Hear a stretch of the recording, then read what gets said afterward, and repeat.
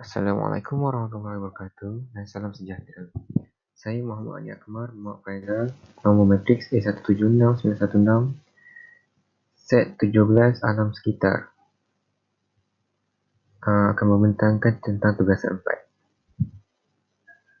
Jadi, 10 produk dalam kehidupan seharian, produk atau bahan ataupun alat yang digunakan dalam kehidupan seharian ialah ubat nyamuk ataupun penyembur serangga ataupun lebih kenal sebagai Rizhek, pen, plastik yang digunakan untuk membawa barang-barang, pakaian, seluar dan baju, kemudian kertas seperti surat khabar, kertas A4, kertas kajang, kemudian pinggan untuk digunakan semasa makan, kemudian pendingin hawa dan makanan.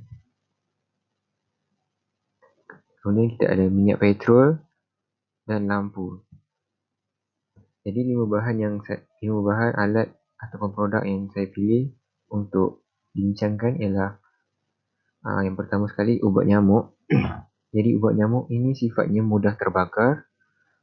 Mudah terbakar kerana dia mempunyai tekanan yang berbeza, di mana tekanan di dalam rendah berbanding dengan tekanan di luar. Jadi menyebabkan apabila kita tekan butang atas tu, cecair itu akan keluar, dan bila terkena api ataupun bahan api, ia akan mudah terbakar. Kemudian apabila kita meletakkan steam spray itu di kawasan panas ataupun dekat dengan bahan api yang sedang terbakar, jadi dia mudah meletup sebabkan tekanan yang berbeza tersebut. Setelah itu dia juga beracun. Kenapa beracun? Sebab untuk membunuh serangga dan nyamuk. Beracun, jadi bila kita gunakan spray ini, kita perlu berhati-hati supaya tidak kena dengan makanan ataupun minuman kita ataupun bahan-bahan alat-alat untuk makanan seperti mangkuk, pinggan dan sudu dan garpu. Jadi bahan-bahan yang digunakan untuk membuat tin spray ini adalah logam aluminium. Seperti yang kita tahu, kerana logam aluminium boleh menahan tekanan yang rendah di dalam tu, supaya botol tidak kemek disebabkan oleh tekanan yang tinggi di luar.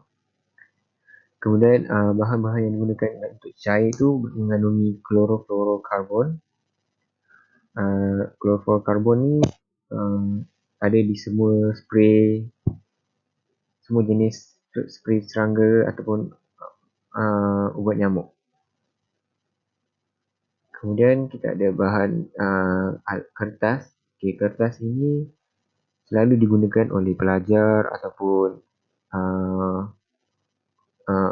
peringkat umur yang tinggi, iaitu surat khabar ataupun majalah. Jadi selalu sangat digunakan. Jadi sifat dia mudah dibentuk, dia lembik, senang dilipuskan dan menyerap air, boleh digunakan untuk menulis. Kita boleh tulis atas kertas itu, boleh gunakan untuk print. So, jadi bahan-bahan yang digunakan ialah berupa kayu, serat lain dari tumbuhan asal seperti tongkat, beras, jerami serta dari sampah sarap dan kertas buangan. Jadi sebenarnya bahan asas dia adalah kayu itu sendiri. Jadi kertas ini diperbuat daripada kayu, tak kisahlah kertas itu kertas surat khabar ataupun kertas A4 maupun kertas kajang. Terusnya ada bahan plastik. Plastik ini kita guna untuk mengangkut barang. Contohnya selepas kita membeli belah, jadi dia akan sediakan plastik untuk kita membawa barang-barang yang banyak itu, ataupun kita gunakan plastik itu untuk membawa barang lain, untuk mengisi sampah ke, selalu digunakan dalam kehidupan seharian kita, sama ada di pusat membeli belah maupun di rumah. Jadi sifatnya tidak menyerap air, ringan, tidak terbiodegradasi ataupun tidak reput, dan mudah terbakar. Jadi plastik ini ringan, seperti yang kita tahu, fungsinya untuk mudah kita membawa dia ke mana-mana, untuk mengisi barang atau mengisi sampah. Ringan dan dia tidak menyerap air supaya bila hujan plastik itu tak rosak dan tidak boleh digunakan. Namun ia tidak mudah untuk reput dan mudah terbakar. Tapi apabila terbakar, dia akan mengeluarkan gas yang tidak bagus untuk udara. Bahan-bahan yang digunakan ialah produk polimer sintetik atau semi sintetik. Jadi produk polimer sintetik atau semi sintetik ini mengandung bahan-bahan kimia yang tidak bagus apabila plastik itu terbakar ataupun dilupuskan di tempat-tempat yang tidak sepatutnya. Kemudian kita ada pendingin hawa. Pendingin hawa ini digunakan untuk memberi keselesaan kepada pengguna. Biasanya digunakan di pejabat, di rumah, di dalam bilik untuk menyejukkan bilik tersebut. Jadi sifat dia tidak beracun, dia tidak mudah meletup juga, tidak mudah terbakar. Jadi dia menyamankan udara menggunakan elektrik dan memberi keselesaan. Kemudian bahan-bahan yang digunakan ialah klorofluorokarbon seperti di dalam tin tadi. Kemudian kipas untuk memberi menjana angin di dalam pendingin hawa itu. Kemudian pemeluap dan penapis udara. Penapis udara ini fungsinya untuk membersihkan udara di dalam bilik tersebut. Kemudian kita ada minyak petrol. Minyak petrol ini digunakan di kenderaan kebiasaannya. Minyak petrol ni kita guna untuk kereta bergerak, motor ataupun bas. Jadi sifat dia mudah terbakar dan mudah meluap. Minyak petrol merupakan sifatnya macam alkohol, dia mudah meluap dan mudah terbakar. Jadi bahan-bahan yang digunakan ialah minyak mentah atau gas yang telah diproses dan tapis. Minyak mentah ni didapati di dasar laut. Jadi dia diambil dan diproses, ditapis jadilah minyak petrol. Jadi adakah produk-produk bahan dan alat tersebut mesra alam atau tidak? Adakah produk yang 5 tadi mesra alam sekitar atau tidak? Jadi jawapannya untuk setiapnya ubat nyamuk ataupun racun serangga, saya jawab tidak kerana justifikasi dia penggunaan klorofluorokarbon dalam aerosol boleh menyebabkan penipisan lapisan ozon. Jadi CFC ataupun klorofluorokarbon ni dia boleh menyebabkan lapisan ozon kita yang berfungsi untuk menghalang sinar UV dari terkena sepenuhnya kepada kita, dia akan semakin menipis dengan adanya klorofluorokarbon. Apabila klorofluorokarbon ni terbebas di luar, jadi akan menipiskan lapisan ozon tersebut, menyebabkan sinar UV boleh terus terkena kepada kita. Sinar UV ni amat berbahaya, boleh menyebabkan sakit di kulit, panas, cuaca yang panas boleh menyebabkan banyak penyakit yang timbul lah. Lepas tu kemudian dia mudah terbakar dan meletup. Mudah terbakar dan meletup ni amat berbahaya kerana apabila kita buang sisa tin tersebut merata-rata, kalau dia terkena haba yang tinggi ataupun cuaca yang panas, dia akan mudah meletup dan terbakar. Boleh menyebabkan pembakaran terbuka sama ada di hutan maupun di kawasan-kawasan perumahan. Kemudian dia susah untuk mereput dan terbiodegradasi. Ini amat penting sekali kerana semua produk yang berasaskan tin aluminium amat susah untuk mereput maupun terbiodegradasi. Maksudnya di sini bila kita buang sampah itu rata-rata kalau kita tanam sekalipun di dalam tanah, ia mengambil masa lebih kurang 100 tahun ataupun berapa juta tahun tak silap saya untuk mereput. Jadi amat lama yang akan menyebabkan pencemaran tanah ataupun pencemaran alam sekitar. Sebagai contoh, kalau kita buang di dalam tanah, dia akan susah mereput. Tapi kalau kita buang di dalam air, di sungai, di laut, itu akan menyebabkan pencemaran air pula. Namun begitu, tin ini jika kita sekitar semula kita jual, dia tidaklah, maksudnya dia boleh jadi mesra alam. Tapi itu je caranya, dia kena kita semula. Kemudian kertas. sangatlah mesra alam kerana dia mudah terurai oleh bakteria-bakteria di tanah. So, kalau kita buang kertas itu di tanah atau kita tanam dia, dia tak mengambil masa yang lama dan masih boleh diurai. Dia juga mudah reput sebab bahan asasnya adalah kayu. Jadi kayu mudah mereput menyebabkan kertas ini juga mudah mereput dan diurai. Kemudian kertas juga boleh diguna semula ataupun ditukar semula. Kita jual balik kepada orang-orang yang membeli bahan tukar semula ini.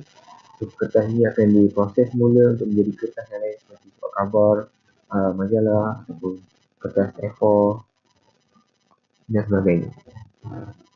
Kemudian plastik. Plastik tidak mesra alam. Kenapa? Sebab pencemarkan alam kita. Plastik amatlah amatlah mencemarkan alam kita sebab dia contohnya kalau kita buang plastik semua rata-rata, dia akan menyebabkan longkang tersumbat, dia akan menyebabkan banjir.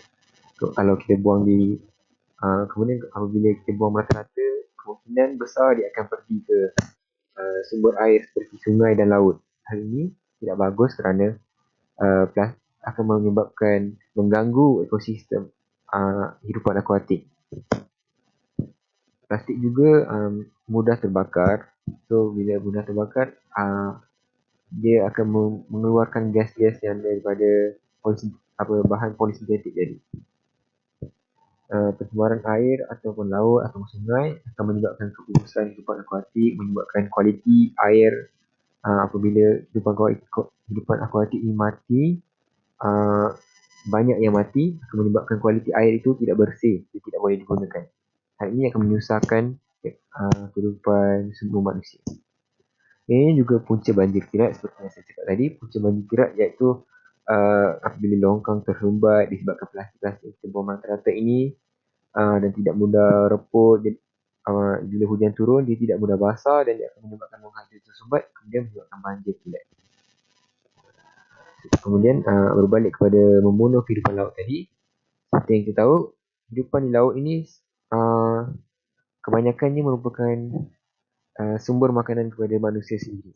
Jadi jika sumber kehidupan mati ataupun pupus, sumber makanan manusia akan menjadi terhad dan sumber air bersih juga akan terganggu. Kemudian pendingin hawa. Pendingin hawa ini tidak mesra alam kerana justifikasinya penggunaan klorofluorokarbon dalam pendingin hawa.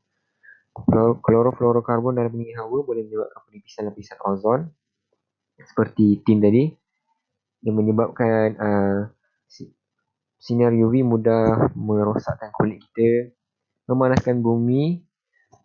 Apabila kawasan bumi panas dan suhu meningkat, menyebabkan pencairan ais di kutub Antartik contohnya. Kemudian minyak petrol. Minyak petrol tidak mesra alam kerana dia apabila diproses oleh kenderaan, ia akan melepaskan gas karbon dioksida yang menyebabkan pemanasan global. Gas karbon dioksida ini tidak bagus.